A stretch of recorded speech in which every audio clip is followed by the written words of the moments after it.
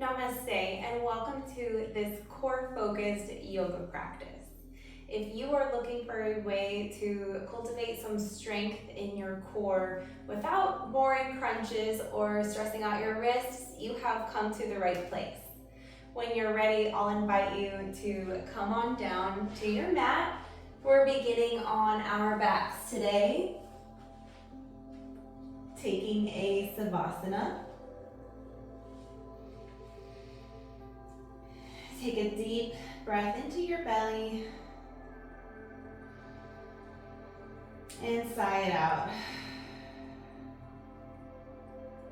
Point through the toes, reach your arms up overhead. Take another deep breath in, and as you exhale, bring your knees into your chest. Exhale fully. Inhale to grow long. Grow as long as you can in the belly. Exhale to bring your knees into the chest. This time, pick up the head and the nose and knees will reach for each other. Inhale, full body stretch. Exhale, gather yourself into a little ball. A few more times on your own.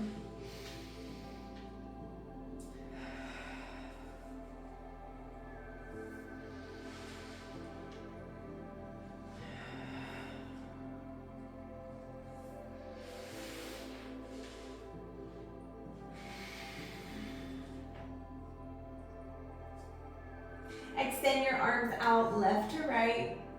Press down through the palms and then wiggle the shoulder blades behind and under your back. Bring your knees so that they're right over your hips. Take a big breath in.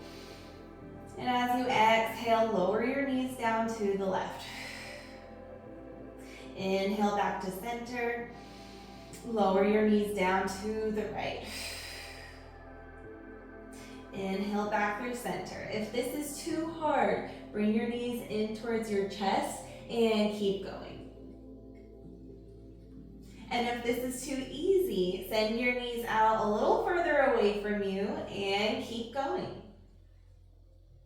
Inhaling when you're in the center and exhaling when you go down to the left or the right. I'll be quiet now. You know what to do.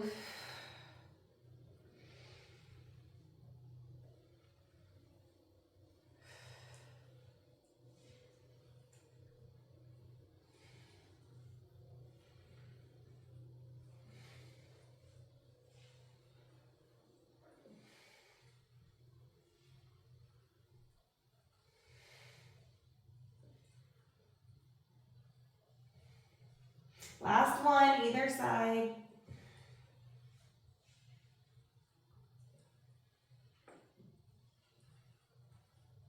Release your feet to the ground with a thud, make a little noise. And then lift up to your elbows. Push up to your hands. Come up onto the fingertips, either on or off to the side of the mat. And then make your spine as tall as you can, lifting the chest.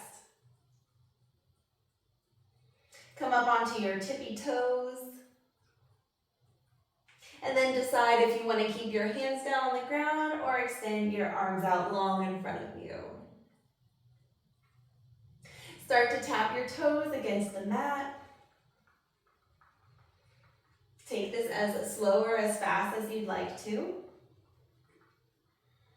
And if this is too intense, you can always switch to something like this.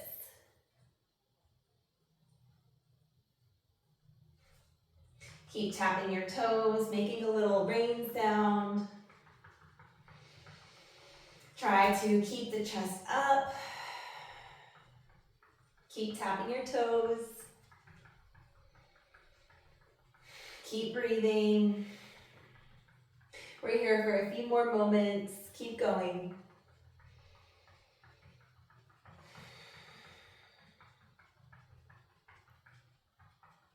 All right, take the soles of your feet together. Sit up nice and tall. Big breath in. And as you exhale, round the spine forward, taking a well-deserved break in Baddha Konasana. Take a few deep breaths, sending it down to the low back.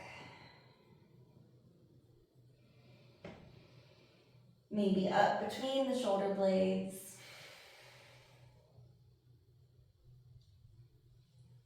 And then lifting the head, take your hands to either side of your knees, bring them into close. And turn over to hands and knees pose. Make your way all the way to the belly. Lift the head and chest, but keep your eyes either down at the mat or at the top of the mat. Try to not look straight ahead, as this will shorten the muscles of the back of the neck. And I don't want you to worry about how high up you can get into this pose. Just focus on if you can feel the muscles of your back engaged. And if you can, you're doing it right, you're doing it well enough. Option 2, keep the fingertips resting on the mat or extend the arms out long, left to right. Bend both knees, bringing the feet up. And then the right hand will tap the right foot. The left hand will tap the left foot. And we'll start to pick up the pace here as we create a swimming motion with the chest, with the shoulders. Try to not control the breath here. Just let the breath do whatever it has to do naturally to support this movement. And keep swimming. Take a break whenever you need to, and then jump right back in. Keep going.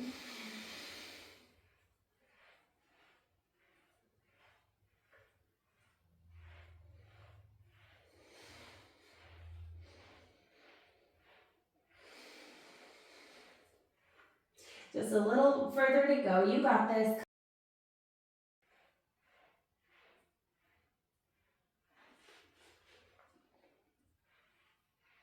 All right, make a pillow for your head. Let it all go. Take a couple deep breaths. And then bring the elbows underneath the shoulders, Sphinx pose. You can interlace the hands, curl the toes under, and then lift the knees coming into forearm plank. Now, if this is too much for you, no problem. You can alternate resting one knee on the mat and then the other. And just this is where you're going to be, which is an awesome place to be. But if you want a little more intensity, then keep both knees lifted and bring one foot to tap the outside of the mat, changing sides. And again here, keep your gaze straight down or towards the feet so that we're not cramming the muscles of the neck. And rep it out, you got it. Take a break whenever you need to take a break and then jump right back in.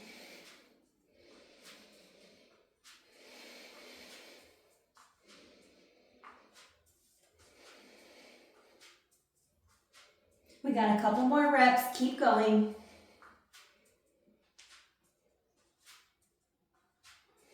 Go ahead, rest the knees down, walk the hands back, take a child's pose. Catch your breath.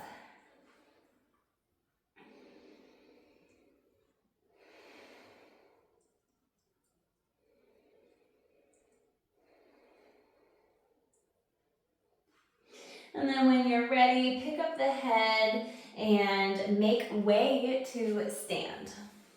Standing with your feet a little more than hips distance apart, press all 10 toes down into the mat, ground down through the heels, stay strong in your legs.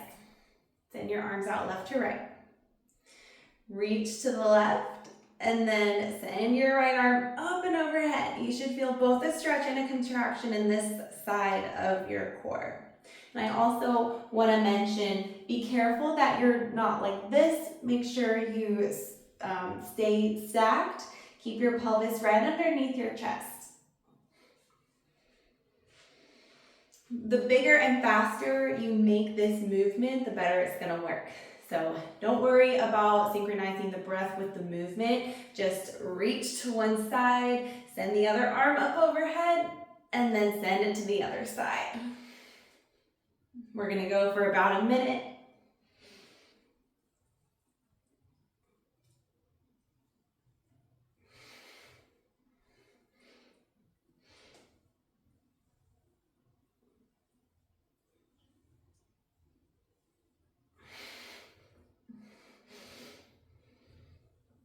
If you're in pain, it's a healthy kind of pain. But obviously, if you need a break, take a break. But this is why we came here. This is why you clicked on the video, because you want to be sore tomorrow. You want to feel like you did something. Okay, keep going. You got this. Make it bigger, make it faster. And 3, 2, 1. Woo! Let it go. Go ahead. Roll out your shoulders.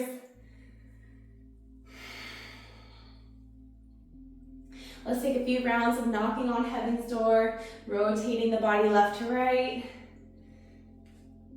smacking yourself on the butt, letting all tension leave.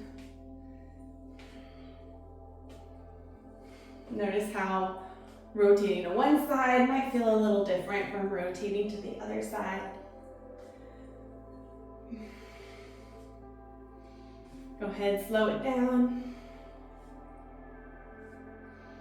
Heel toe the feet together, mountain pose. Lift the hands to prayer right in front of the chest.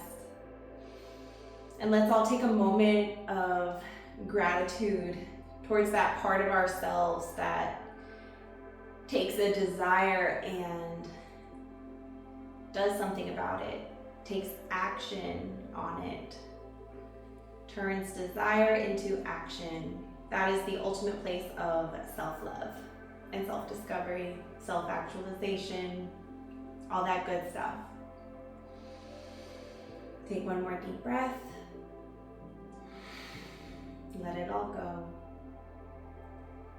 Thank you so much for practicing with me today, and as always, may you be happy, well, and at peace. I'll see you in the next video.